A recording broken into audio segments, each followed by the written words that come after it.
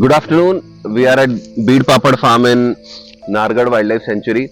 This is one of the sites where we had done solar pipeline last summers, where we had given actually water to three different water bodies from the existing solar system out here. Interestingly, this is a very beautiful site. Uh, the major issue in this forest has been that the herbivores are not staying here because uh, there is no grassland for the herbivores. But if I see here, it is actually a huge grassland, but it has not been managed. So what we have suggested to the forest department here is that because it is the old abandoned farm which is now inside the forest, there are at least 6 to 7 more borewells out here which are working borewells.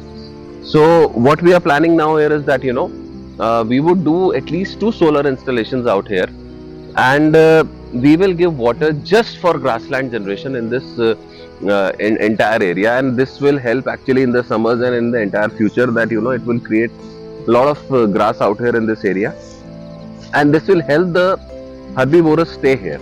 Also, we are making 2 more projects, similar projects in this forest, so that we make actually 3 patches of big grassland in this area, so that these herbivorous animals will have a lot of space to move from one place to another for their safety and for their breeding, because as we know that cheetahs, if given only one grassland, generally they do not breed because it is not safe for them, because they regularly like to move from one place to another grassland when they are breeding.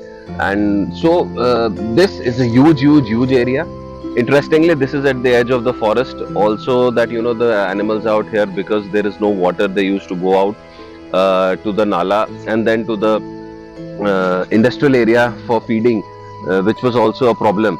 So when we will have food for them here, water is already here now. When we'll have food for them, so they will be staying here, and then it will help the carnivorous animals like leopards also and hyenas also to stay here in the forest, which regularly move out of the forest in search of food for dogs and other animals, because there are no herbivorous animals out here, or I would say there are very less number of herbivorous animals out there.